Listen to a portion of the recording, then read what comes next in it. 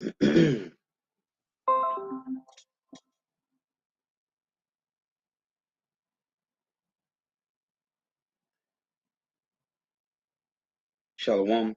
to the elect of Israel, to the hopeful elect of Israel, you Hebrew Israelites, you so-called Negroes, Latinos, Native Americans, West Indians, and Haitians. Gotta give all praises, honor, and glory to Yahweh, Bahashem Yahweh Shai, the Most High, the Heavenly Father. His Hebrew name is Yahweh, not Yahweh, not Jehovah, not God, not Elohim, not Most High, not Lord, not Yah, not Jah, not Ahaya, not Allah. It's Yahweh. And his only begotten son name in the Hebrew is Yahweh Shai. Not Yahshua, not Yeshua, not Jesus Christos, not Jesus Christ, not Serapis Christos, not Yeshaya, not Yehoshua. It's Yahweh Shai. So we got to give all praise, honor, and glory to Yahweh, Bahashem Yahweh Shai, Bahashem Rekah Kodash.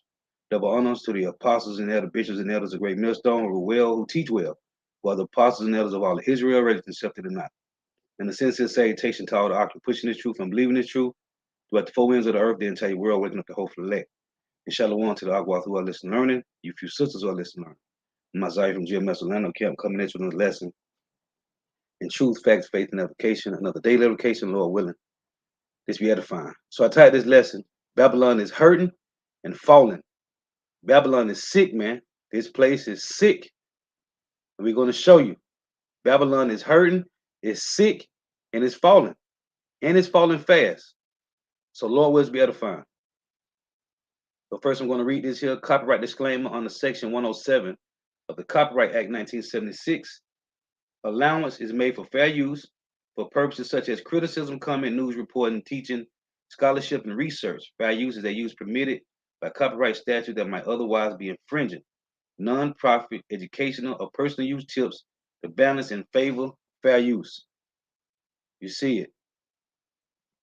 Now I know a couple of these videos going to have infomercials in them, so just bear with me on that. Babylon is falling, man. This place is falling. It's just a matter of time before she's sitting on the ground. Let me get this one first. Check this out. Let me turn this volume down.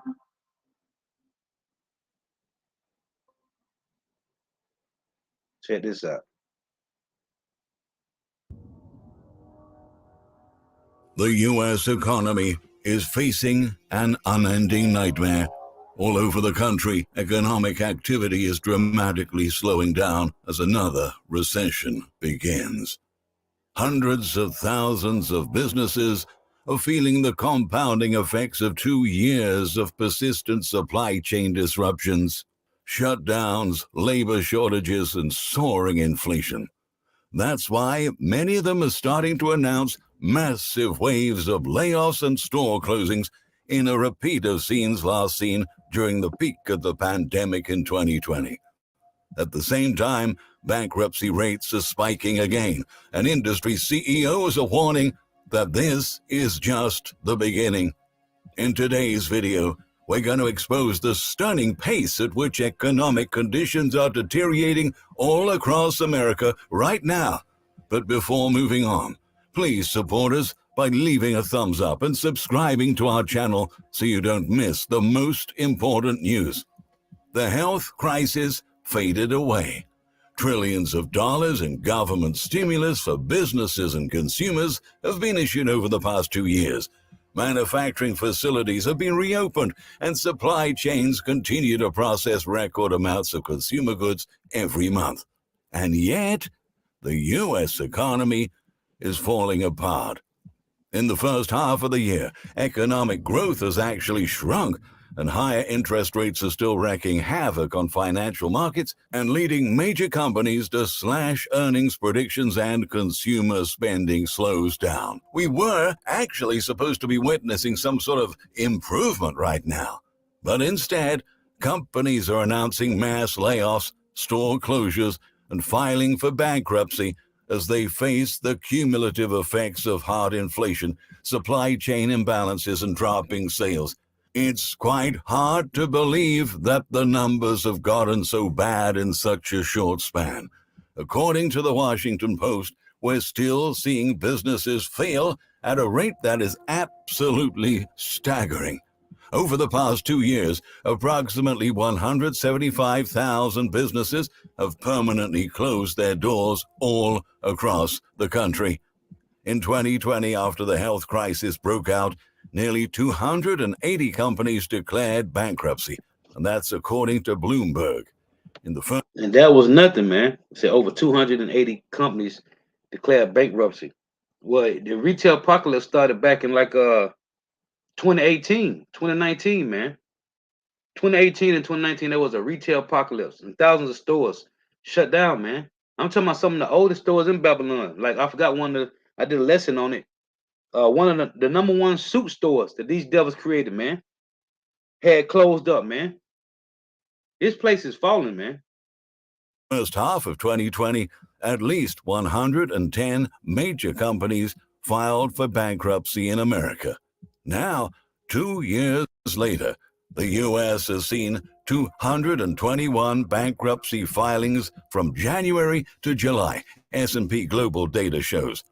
Several iconic retailers, even some of the most established ones such as Walmart, are having to close locations around the U.S.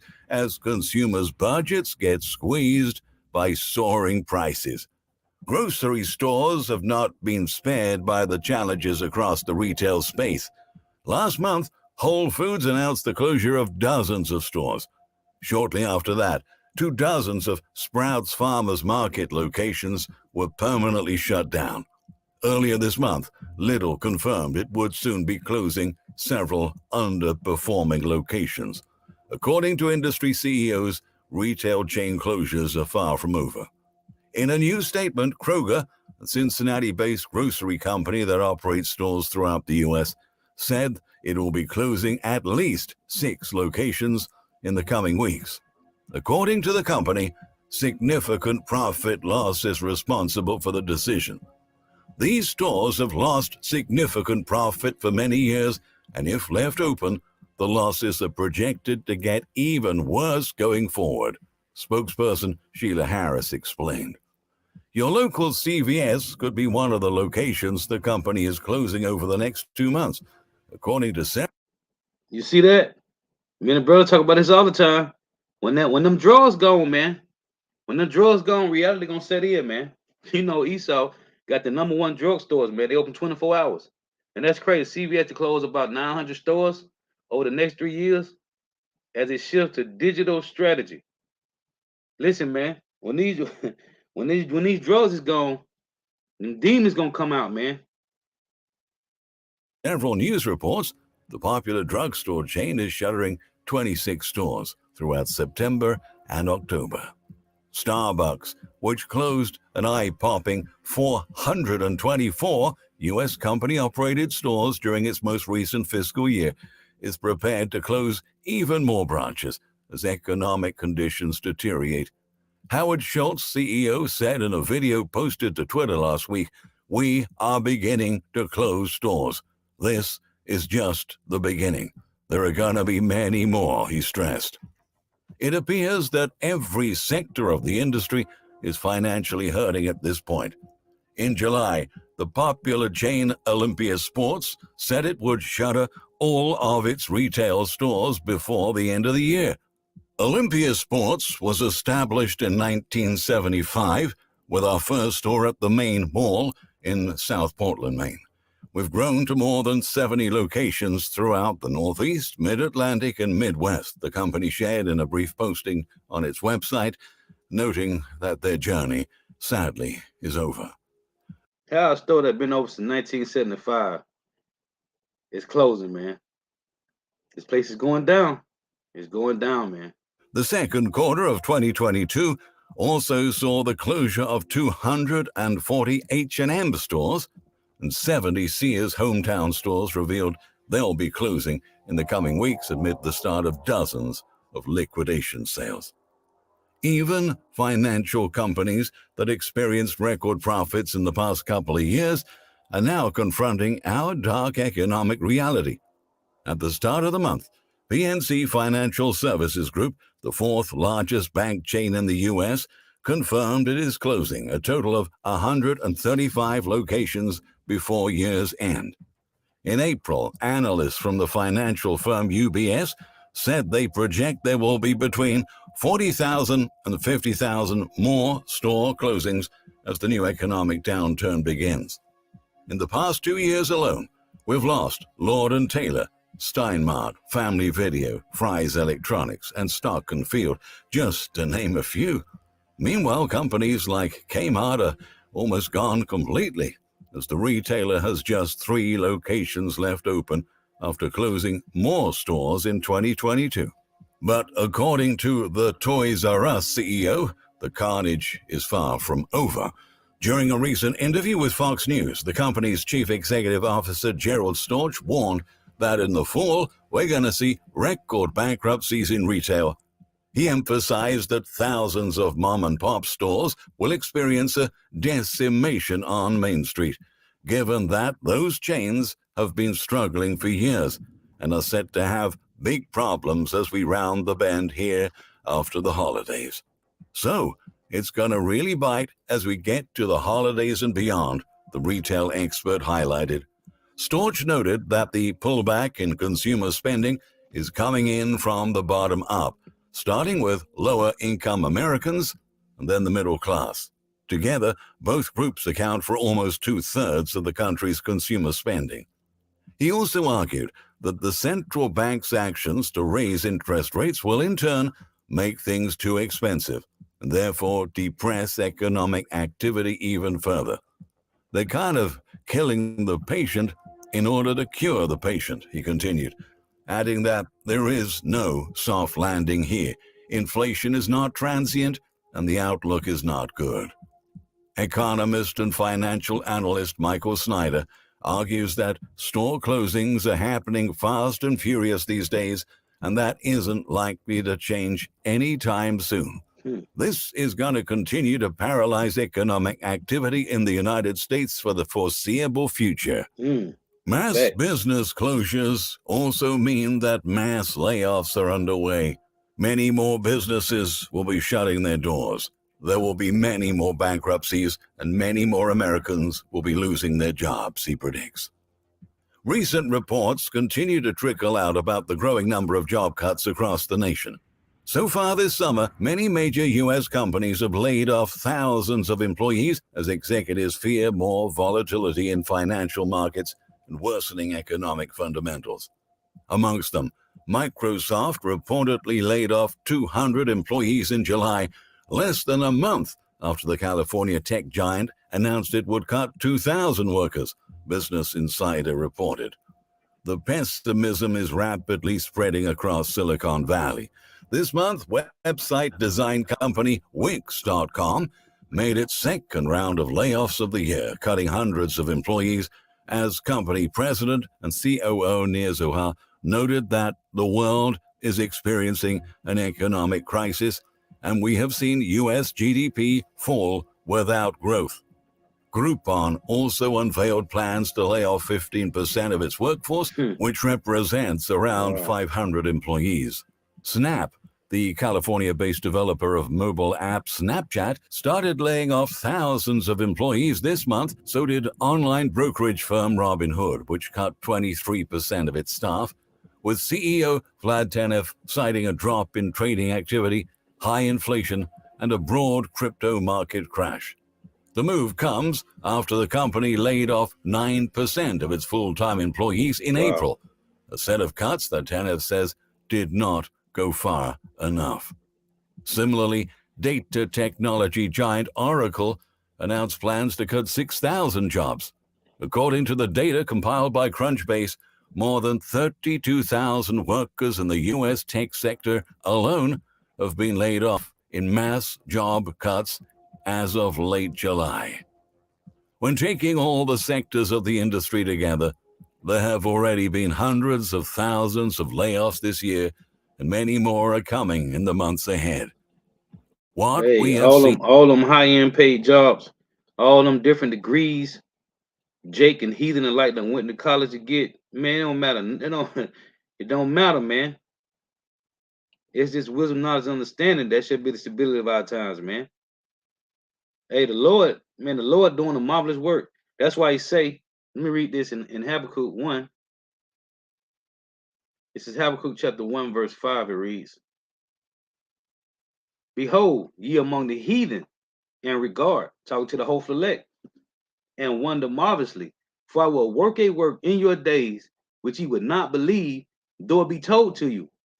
And the Lord told these devils, man, and this is Psalm 75 and 4, it reads, I said unto the fools, deal not foolishly, and to the wicked, lift not up the horn. Lift not up your horn on high, speak not with a stiff neck. And how has they been speaking? With a stiff neck, man. This devil is proud, man. Let's get this in 1 Samuel 2 and 3. Because it says, speak not with a stiff neck. Talk no more, 1 Samuel 2 and 3. Talk no more so exceedingly proudly. Let not arrogancy come out of your mouth. For the Lord, Yahweh Shema Bashah, is a power of knowledge, and by him actions are weighed, man. You see, because of the pride of these devils, the Lord is bringing them down, man. The monetary system, the economy is collapsing, man. The infrastructure of Babylon the Great and every other country around the world, man, is collapsing, man, because this kingdom got to go down. So far is just a hint of what is going to happen to this country once we're into a full-blown recession and dealing with skyrocketing consumer prices and a collapsing job market. In essence, this is exactly what an economic collapse looks like, and unfortunately, it is just getting started. Thank you for watching. It's just the beginning, man. So let me get this other clip here. It's just the beginning, man. And because of this proudness of these devils, man, the arrogancy of these devils. So check this one out. We got an infomercial to like it.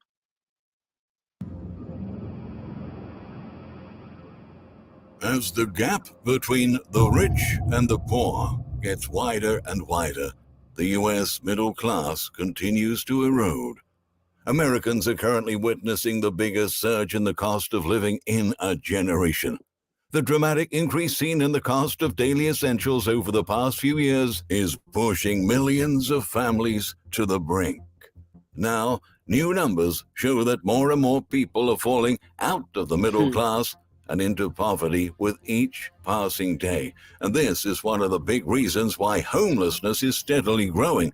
At this point, the number of families living in their vehicles is already exploding all across the country. And this worrying trend is expected to worsen as we enter another devastating recession. We have a lot to cover today, but before... Shalom to the Akim and Abba on the comment board. Shalom. Yahweh Shema Bashah, Baha Shem Rakak Quadash, Barakathum. Watch for tuning in.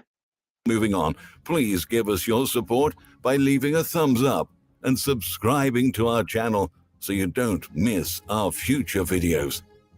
We can all tell by now that things are going from bad to worse in our nation. The number of people who can no longer afford housing is rising extremely rapidly, and now many Americans are resorting to living in their vehicles, even though the practice is considered illegal in many U.S. cities. According to local reports, the number of unsheltered people living in Los Angeles has shot up by a staggering 75% over the last 5 years. But of course, LA is far from alone. Many major cities on the West Coast are seeing a rise in the number of homeless people. Seattle is one of them. An article published by Government magazine exposed that the Emerald City has seen a 46% rise in the number of people residing in campers and other vehicles in the past year alone, according to data compiled in a recent homeless census in Seattle's King County. The problem is exploding in cities with expensive housing markets, including Los Angeles, Portland, and San Francisco, the magazine noted. The region is home to Amazon, Microsoft, and many other big tech companies. Although workers were supposed to be prospering in such a wealthy area, they're facing serious issues when it comes to finding affordable housing. In Silicon Valley, a large share of the vehicular homeless are employed, but are unable to pay for housing in the area, as the Associated Press revealed in a report published in January. A fair number of lines of RVs in Silicon Valley can be found near the headquarters of tech heavyweights such as Apple, Google, Hewlett-Packard. Nationwide, extremely low-income renters are facing a shortage of 7.2 million rental homes, the paper uncovered. A lot of the times, once you lose your home, it can spiral downwards from there, explained Megan Hustings, interim director of the National Coalition for the Homeless, in an interview. We've seen people living in their cars anywhere from a couple of weeks to months to years. Unfortunately, it isn't just major urban areas that are seeing more people sleeping in their vehicles. This is happening everywhere. In Sioux Falls, South Dakota, advocates say that many of the homeless sleep in their vehicles even in the middle of winter. Stephanie Monroe, Managing Director of Children, Youth and Family Services at Volunteers of America, says that over 25% of the nonprofit's clients have lived in their vehicles at some point during the past year, even during winter's sub-freezing temperatures. Many of our communities don't have formal shelter services, she highlights. It can lead to individuals resorting to living in their cars or other vehicles. She emphasizes that authorities should stop overlooking the issue and start admitting that we have a major problem on our hands. We have to start coming up with better solutions to provide shelter for millions of people that are putting their lives at risk every night, Monroe adds. But instead, local governments have been passing laws that make it illegal for people to sleep in their vehicles in many communities across the country. A recent survey conducted by the National Law Center on Homelessness and Poverty, which tracks policies in 187 cities, has shown that the number of prohibitions against vehicle residency has more than doubled during the last decade. These measures are not tackling the root of the issue and probably won't solve anything. In fact, policies like these force the homeless population to move to other locations and oftentimes result in a further deterioration of their financial situations, given that they may lose everything they own in the process, even their vehicles. Much like outdoor camping and sleeping bans, citywide restrictions on living in vehicles may leave no lawful place where homeless people may live in a community, NLCHP stressed in the report.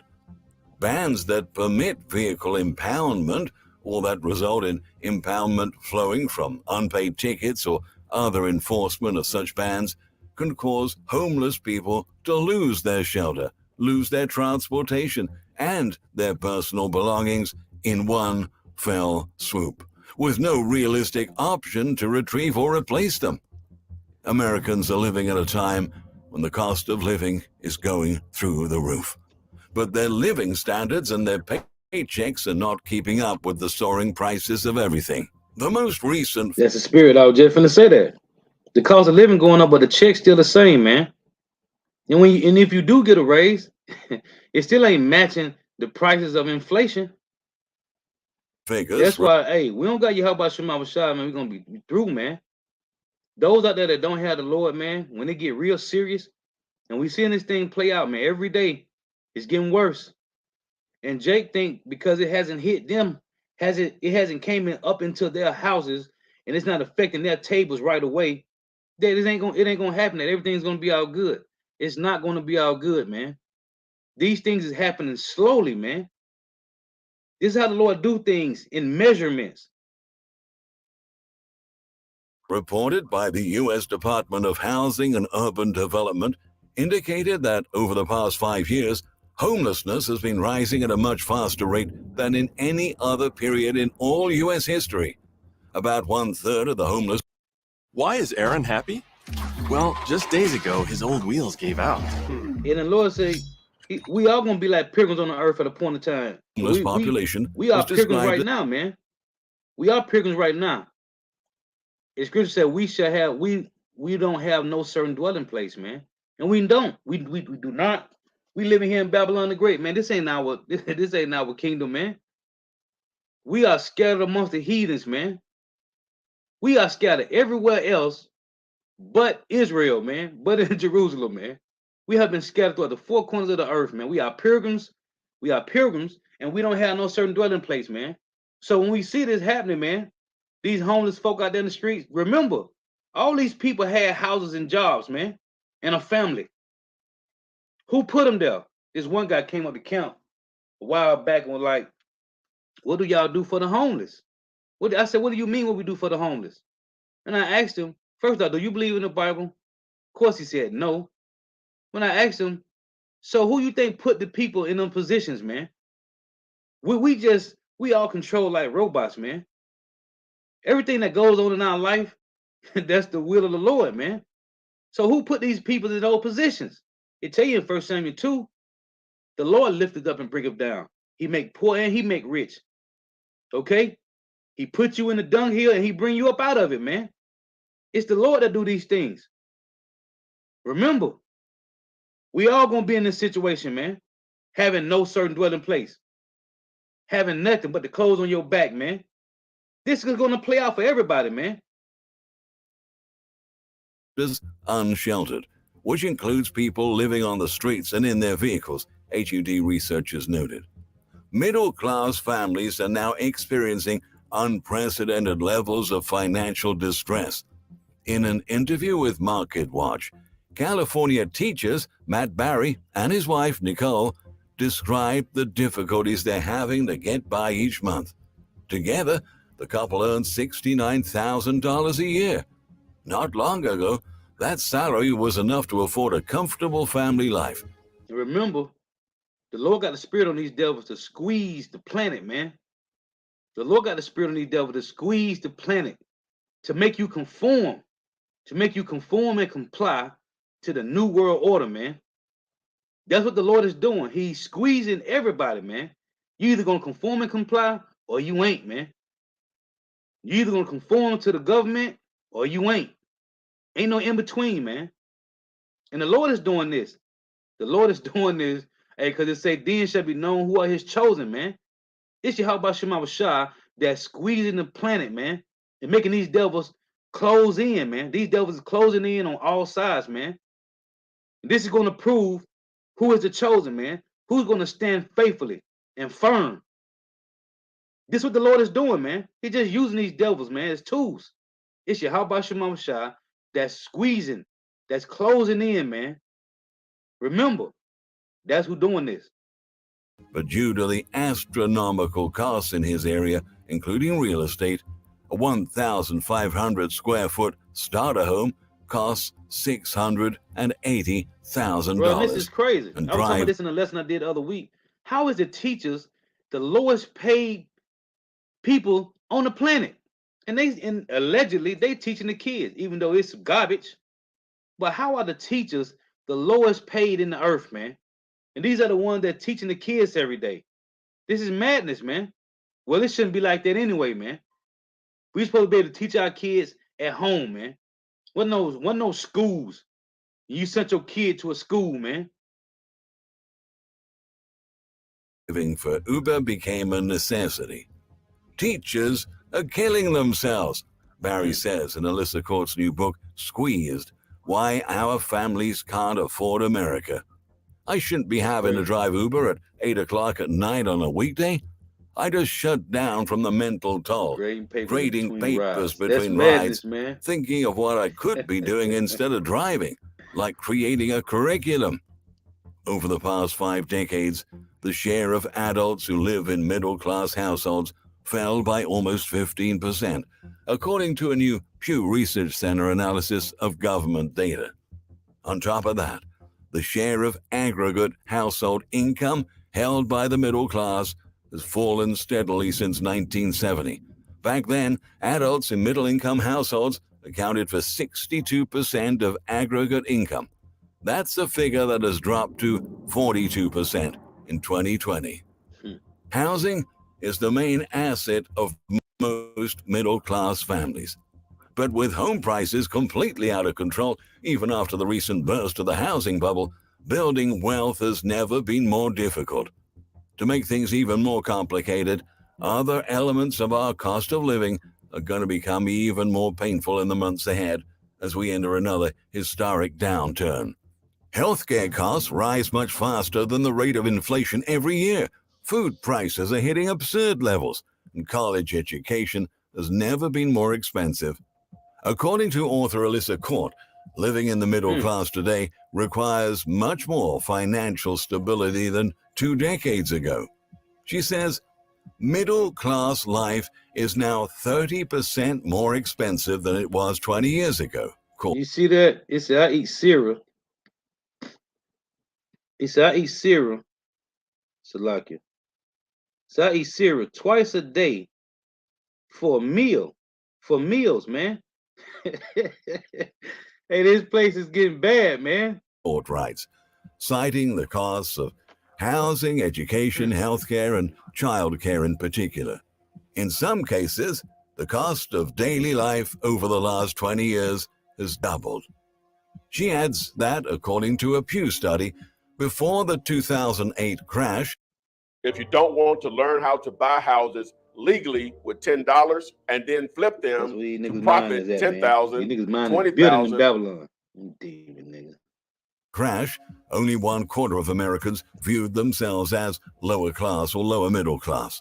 No longer. After the recession of 2008, a full 40% of Americans viewed themselves as being at the bottom of the pyramid. For most people, wages have not increased substantially for decades. The vast majority of jobs are still offering workers around $40,000 a year, but the study points out that middle-class families now need more than double that amount to be able to make ends meet.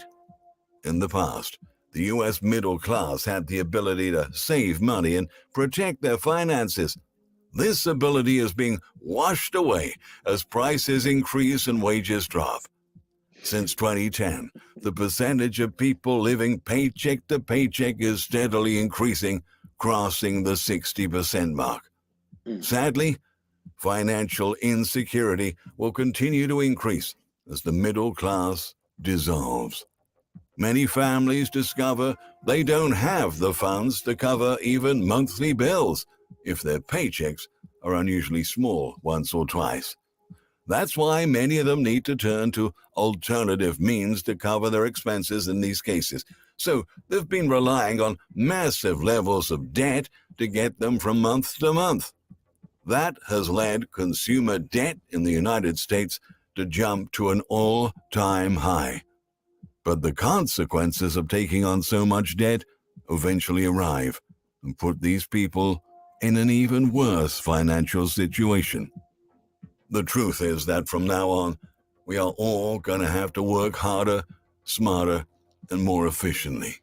And we're definitely going to have to tighten our belts because the U.S. economy is not going to be getting any better than it is right now. Now is the time to be a lean, mean saving machine because we all will need to have a financial cushion for the hard times that are already upon us. Thank you very much for watching. If you enjoy our... Yeah, I got 2 more clips here. So the guy I'm going to show you next, this guy's Peter Schiff. I got 2 clips on Peter Schiff. He's an economist. So let's get this one here.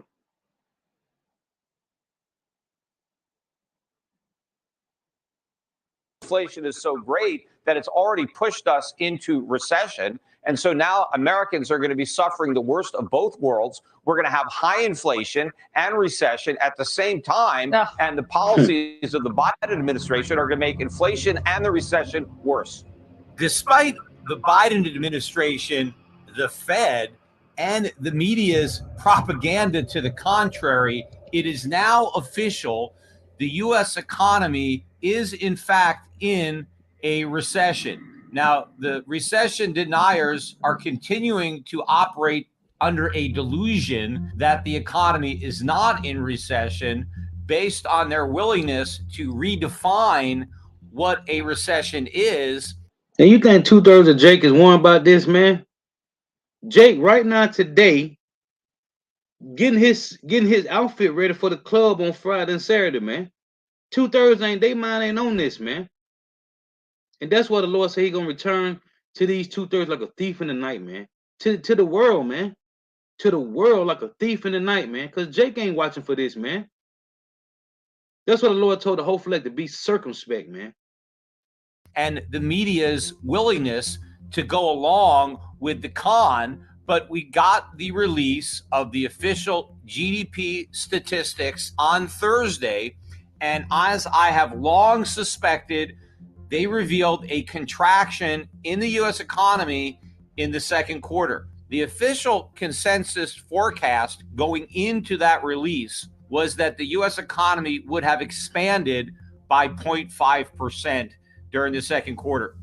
The actual number was a decline of 0.9, which was very close to the Atlanta Fed GDP Now forecast of minus 1.2.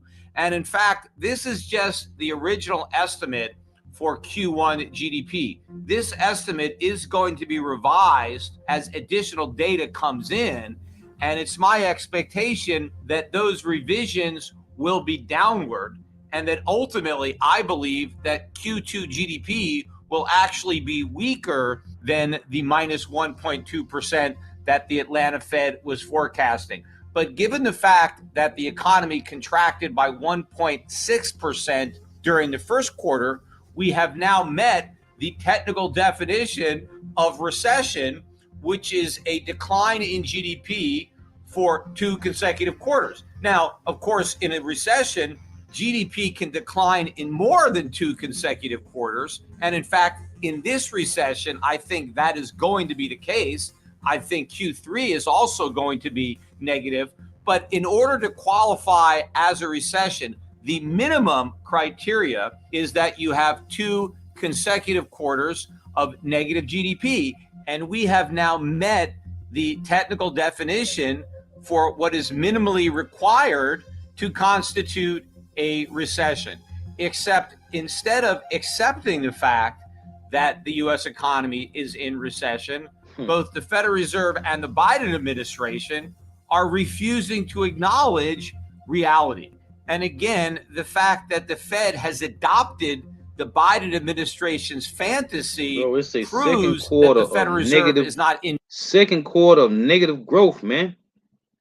And we know this from the Lord, man, because this place got to be destroyed before the kingdom of heaven can be established, man. Babylon got to be destroyed, man. And this is what it looked like.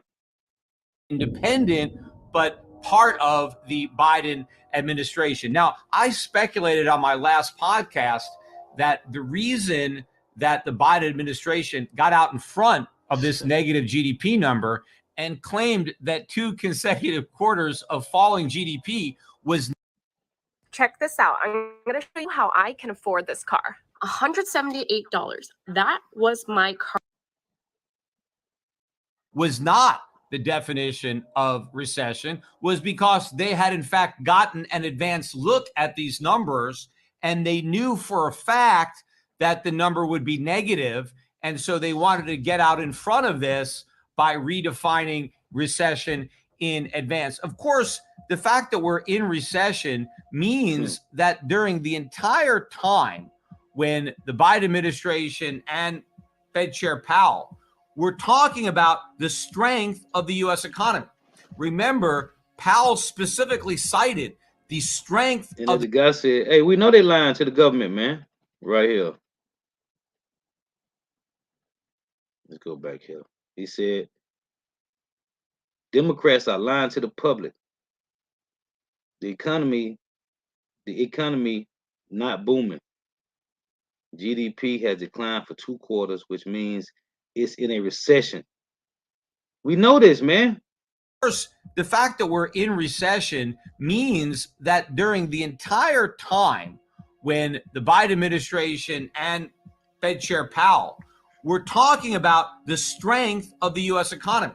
Remember, Powell specifically cited the strength of the U.S. economy, and not just a strong economy. He was talking about a booming economy, one of the strongest economies in history. It was that strength that was going to render the economy impervious to rate hikes. Powell believed that the reason that we could have this soft landing was that the economy was so strong that it could easily weather the effects of an inflation fight, that higher interest rates were simply going to be shrugged off by this red hot economy. Well, it turns out that the entire time Powell was talking about how red hot the economy was, it was in fact ice cold, because the recession didn't start at the end of the second quarter. It started at the beginning of the first quarter. We have been in recession the entire year. And so the economy was not strong. It was weak. And remember, I forecast that the U.S. economy would enter recession in the first half of 2022 in 2021. Very few people had that forecast. I was one of the only people that was predicting recession as early as the first half of 2022. But even more important than the fact that I was predicting recession, back then, I was also predicting that inflation would get worse. Most people thought inflation had peaked out and that it was transitory. In contrast to that, I said that not only was the economy weak and going to get weaker, but that inflation was strong and was going to keep getting stronger. I was forecasting stagflation, but specifically, I was forecasting the combination of recession and high inflation, not just weak economic growth, but negative economic growth. And that is, in fact, exactly what we have. The U.S. economy is in recession, and the last official inflation numbers that we got showed a year-over-year increase in consumer prices of 9.1%, a 40-year high. Now, all of the people who were claiming that the economy was strong and that there was no recession anywhere in sight are now refusing to admit that we're in recession, even though the evidence is there that we are. They are now redefining recession so they can pretend that we're not in one. But the only thing more amazing to me than the and they said that inflation in 1980 was at 13.5, man. 13.5. Right now is what? 9 point something. 40-year high inflation. It's a record high gas prices and recession. Yeah, Biden's was that touting economic recovery. Come on, man. 13.5 in 1980, man. And it's going back there, man. Biden administration or the Fed pretending that a recession is not a recession is the media's willingness to go along with it. Other than Fox News, if you look at how the press is reporting the second quarter decline in GDP, nobody is calling it a recession. Some news stories are saying that this indicates that the economy may be approaching recession, may be getting closer to recession, but nobody is reporting it as an official validation that the economy is in fact already in recession. Now, hey, and this is going to drive mayhem, man. Trying to keep the people calm by telling them that it's not a recession, man. This is only going to lead to mayhem in the streets, man. Okay, rioting, sedition, man.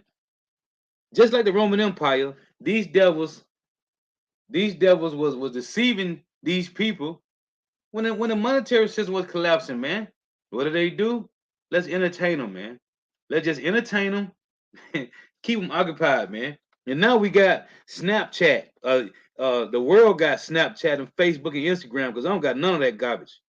Now the world got Instagram and Facebook and Snapchat and all these social media sites, man, to keep them entertainment on top of sports and comfort food. You got some guys going around the world eating different foods, and so people watching these guys eating these different foods, and got you want to just try all these different type of foods to eat. Man, listen, you got these big blocks. What the name is? Delectable Eats. These females on YouTube that just go and buy all these different foods and just sit down and just eat, and they get 18, 20,000 subscribers and 400-500 people watching them eat food the whole video. Man. Hey, these devils want you to stay comfortable, man. Deceived. Deception is these devils' sword, man. Deception, man. The economy is collapsing, man. And nobody know it, You got these YouTubers like Redacted, and you got what's his guy name? Dabo 7 and all these different guys. You got them too because they not middle class no more. Now they on the bottom. Now they gotta get it. How they live, man. But these are all distractions, man, to keep Jake. And it's the Lord, because the Lord say, let me read this. This is Leviticus 26 and 33 it reads, and I will scatter you among the heathen, and will draw out a sword after you, and your land shall be desolate, and your cities waste. So the Lord got us scattered, and he's drawing a sword to 2/3 of Jake, man. See, what you got to understand is the Lord said he made the world for Israelites' sake, man. For Israel's sake. So what's going on? This is how the Lord drawn up the sword, man. To get rid of 2/3 of Jake, just like in the wilderness. Just like in the wilderness, man. Hosea 5:14, for I will be unto Ephraim as a lion, and as a young lion to the house of Judah. Even I will tear and go away. I will take away, and none shall rescue him. In Isaiah 3:1, the Lord said he's taking away, let me read it, man. He's taking away the comfort of this place, man, and the staff, meaning your support. Is Isaiah 3:1. For behold, the Lord Yahweh Shema of hosts, do take away from Jerusalem and from Judah the state and the staff. What is a staff? A staff is something you lean on for support, man. You know how you see old folks walking with canes, right? You see the elderly walking with canes. It's he take away from Jerusalem and from Judah the state and the staff, the whole stay of bread and the whole stay of water, man. The Lord is taking away your comfort food. He's taking away your support for the government. He's taking it away, man. And the only one that's in the know is the hopeful elect. So call out Yahweh Shema Shah for that, man. Now, if Donald Trump were still president and all the facts were identical with respect to GDP. Look, it said these experts don't think we are in a recession, and neither do I. Now, this is Peter Schiff. And all he talk about is how the dollar's collapsing, man. The dollar's crashing. Get you some gold and silver. This is all he talk about, man. If we had just reported the second consecutive quarter of like the apostles and the elders always say, remember, all these guys are insiders, man. Okay? And all this is leading to the MOTB, man. GDP growth. There is not a news organization in the country that would be reporting this as anything other than a recession. Every newspaper, every broadcast news. Why would they report this stuff, man? Everybody will be in a panic mode, man. Everybody be panic buying. They don't want the people to be in panic mode, man, because it's going to lead to chaos. It's going to lead to sedition. So, of course, the media ain't going to play it, because who controls the media? Yeah. Those that we can't talk about. That's who control the media. Which medium, go back to what medium, which is witchcraft, man. Which I'm going to read here in Isaiah 47. Along with their drugs and Revelation 18-23, man. Their sorcery through their dope, man. And once that dope get taken away, you can't go get these pills and get this chemical marijuana that you're getting from these dispensaries. Man, the world, you can't get no more liquor. The world going to be in pandemonium, man. Channel would be talking about and writing about this recession. In fact, they would have already labeled it the Trump recession. They would be blaming Donald Trump for the recession that was officially confirmed by 2 consecutive quarters of falling GDP. After all, that's all a recession is about. It's all about GDP. If the GDP is growing, then you're not in recession. If the GDP is contracting and the contraction spans at least 2 quarters, you're in recession. That's it. It's got nothing to do with the level of unemployment. There is no specific unemployment rate that qualifies the economy as being in or not in recession. The only qualifying factor relates to GDP. But now, in order to pretend that we're not in recession, the Democrats claim that it has nothing to do with GDP. Well, if a recessions have got nothing to do with falling GDP, then what constitutes a recession? Well, according to the Biden administration and now the media, a recession is a broad-based decline in the economy. Okay, well, isn't that what we've got? As I said in the last podcast, all the evidence supports the fact that we have a broad-based decline. In fact, the broad-based decline is so great that we've had 2 negative quarters of GDP, which means we're in a recession, but somehow we no longer have an objective standard from which to declare recession. It's now subjective. Somebody officially has to decide that the decline is broad-based enough to constitute a recession.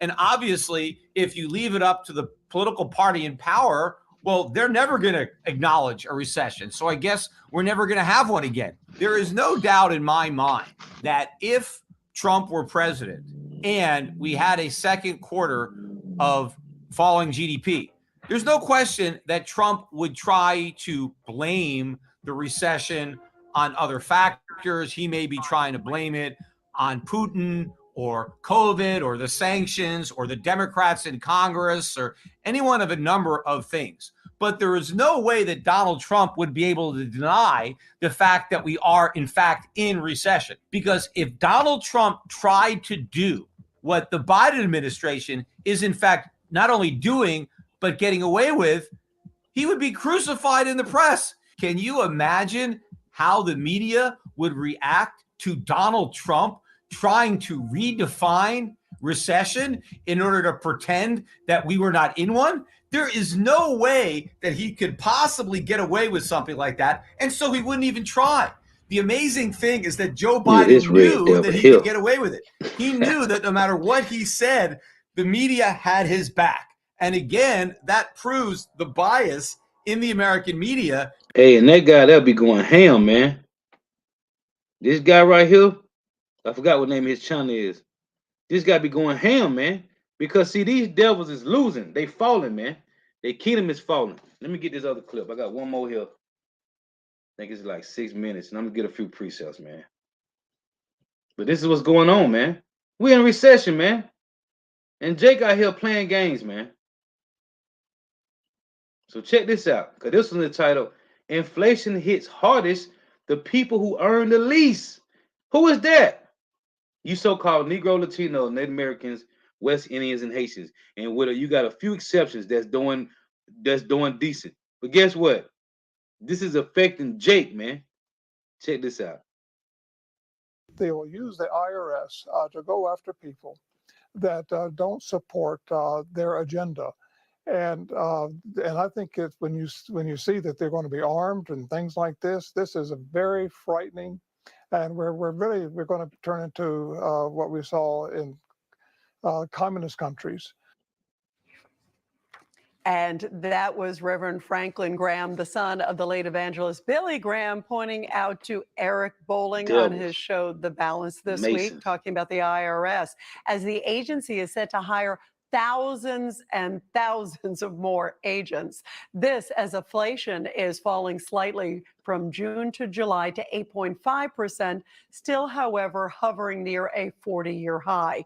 But President Biden is now saying he's taking a victory lap, tweeting out, get this, July's 0% inflation and last week's booming jobs report underscore the kind of economy that we're building, an economy that works for everyone.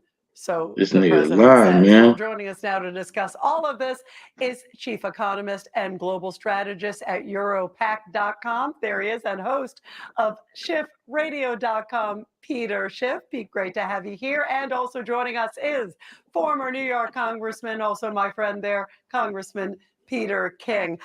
Congressman King, let me get to you first on this. The whole thing with the IRS, what do you make of it? The fact that in this new Inflation Reduction Act, which we'll get to that in a moment if it's really that, but it's hiring 87,000 IRS agents, and that's going to make it bigger than the Border Patrol, than State Department, Pentagon, those combined, Congressman King. I mean, that's stunning. What's your reaction? No, it really is. Listen, the spending in the bill is bad enough. That's going to cause long-term consequences. But I think the one that's going to cause the most damage are these 87,000 new IRS agents. I mean, we saw under the Obama administration, Lois Lerner, how the IRS uses their auditing power to go after political opponents and people they disagree with. And listen, unfortunately, I hope it doesn't happen. I haven't gone through an audit. I've had good friends who had, and even at the end of the time, they turned out they were owed money. What it cost them for that year and a half of their life, having their lives turned upside down. And also, if you're a small business person, you can be put out of business. These type of audits, the way they just it ties you down so much. There's so much. It's really an invasion. It's almost like a raid at Mar-a-Lago, to be honest with you. I mean, it's the whole idea of them being able to do this. Listen, the IRS has to have certain powers to enforce, but this many new agents, and considering the past record of the IRS and going after political opponents, I think this is extremely dangerous. Peter Schiff, just even from a financial standpoint, what's your reaction that that's where the money is going right now? I mean, towards the IRS. I mean, I agree. I think this is terrible. It's one of the reasons I don't even think we should have an income tax. I think the government should fund itself with excise taxes. I don't think that subjecting Americans to these types of audits is the type of country that the founding fathers envisioned when they created this republic. I mean, that's why they assumed that the government would finance itself with excise taxes and made it very difficult to impose direct taxes, subjecting them to the rule of apportionment. So, yeah, and I don't think that these IRS agents are going to be targeting the wealthy, the billionaires, or even the millionaires. They can avoid taxes legally. It's the middle class, it's small business owners, it's people who are self-employed. That's who's in the IRS crosshairs. And they're going to be hit not only with huge tax bills, but interest and penalties that will actually exceed what they owe in taxes. Yeah, and in fact, Peter Schiff, to that point, the CBO, the Congressional Budget Office, came out and it says that the act is actually going to tax those making under $400,000 a year. It's going to account for $20 billion in revenue. And the Democrats promised they weren't going to be hitting anybody making under $400,000. That doesn't seem accurate, right, Peter Schiff? Well, the inflation tax hits hardest the people who earn the least. And, and the fact that Biden is taking, doing a victory dance, I want to throw a flag for taunting. I mean, July, sure, gas prices dropped from very high levels, but look at food prices annualized. In July, food prices jumped the most since 1982. We had huge increases in shelter, in services. So it wasn't a good month. It was another bad month for consumers. It was just masked by a temporary drop in gasoline prices for 1 month. And Peter King, what's your reaction to the fact that the president is taking this victory lap? Obviously, Peter Schiff takes exception to it. A lot of Americans do too. Yeah, listen, he's just going against reality. Fact is that inflation is still at the 40-year high. And as Peter Schiff was saying, we're talking about food, we're talking about basic commodities that people have to have. The prices, the rate of inflation is even higher. So the inflation rate extended was brought down from 9.1 to 8.5, was almost entirely because less people are driving for that matter too, which is bringing down the cost of gas at the pump. But no, this is we're in bad shape in this economy. And listen, presidents can't always control what's going to happen in the economy, but the wounds we suffer today are all self-inflicted by Joe Biden, beginning when he shut down the pipeline and the tremendous impediments he's putting in against oil exploration development. So no, this is all at the hands, all at the feet of Joe Biden. And obviously, we also see, Congressman, he's also talking about more green energy with this act that he's planning on signing next week. So it doesn't seem to be changing course, despite what we're all seeing right now. Congressman Peter King, so great to have you, and also Peter Schiff, the two Petes. I love having you both with me this morning. Thank you, guys. Thank you. Take care. So yeah, man, this place is going down, man. So that's beautiful. The brother put up this recession, a period of temporary economic decline during which trade and industrial activity are reduced, generally identified by a fall in GDP in 2 successive quarters. Yeah, man. This place is going down, man. Let me read this brother precept before I get mine. This is the brother Adam Nana, Isaiah 14:27. For Yahweh Shema Shah hosts have purposed And who shall disannul it? Have proposed, and who shall disannul it? And his hand is stretched out, and who shall turn it back? No, it's the work of the Lord, man. And you can't be turned back. Because it is Jeremiah 51:7, it reads, Babylon had been a golden cup in the Lord's hand that made all the earth drunken. The nations have drunken of her wine, therefore the nations are mad. Babylon is suddenly fallen and destroyed. Howl for her, take balm for her pain. If it so be, she may be healed. We would have healed Babylon, but she is not healed. Forsake her, and let us go everyone into his own country, for her judgment reacheth unto heaven, and is lifted up even to the skies. Now, I was mentioning earlier, the Lord said in Psalm 75, because these devils been dealing foolishly, man, since they've been in rulership. This is Psalm 75:4. I said unto the fools, deal not foolishly, and to the wicked, lift not up the horn. Lift not up your horn on high, speak not with a stiff neck. And the point I want to make is these devils has been speaking with a stiff neck, man.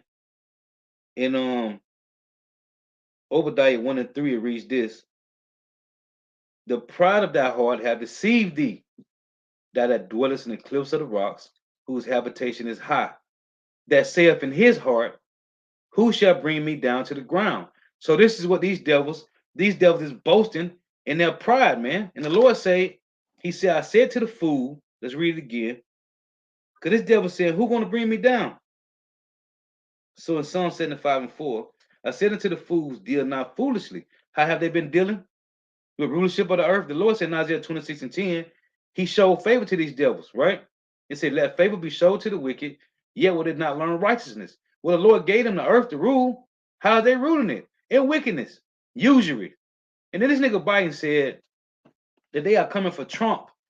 Not Trump, they coming for Russia's oligarchy, which is those who got the bag in Russia, right? The Russian elites, the Russian billionaires or whatever. He said he's coming for their ill-gotten gains. Well, how did your forefathers get Babylon the Great, man? It was all through ill-gotten gains, man. So this is the Lord snatching all this away. So it say, I said unto the fools, deal not foolishly, and to the wicked, lift not up the horn.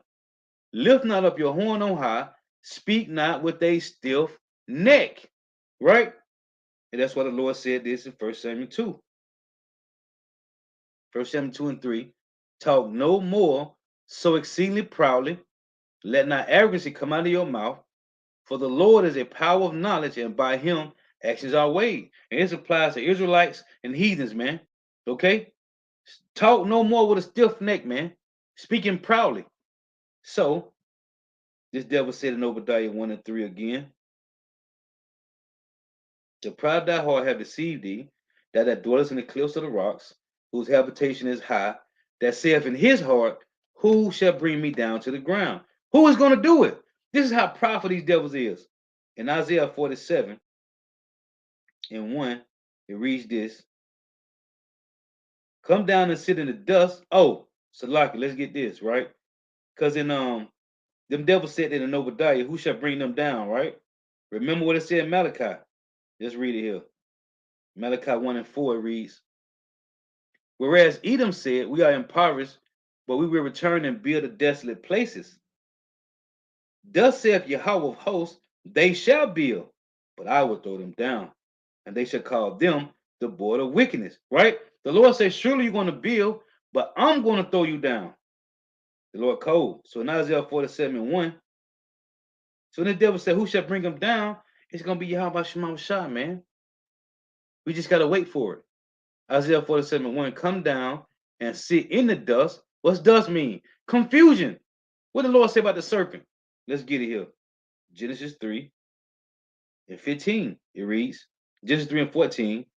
And Yahweh power said unto the serpent, because thou hast done this, thou art cursed above all cattle and above every beast of the field. So they cursed above all nations. There is the nation that's cursed of the Lord. It say, upon thy belly shall I go, meaning to be the lowest, the basis of men, and dust shall thou eat all the days of thy life.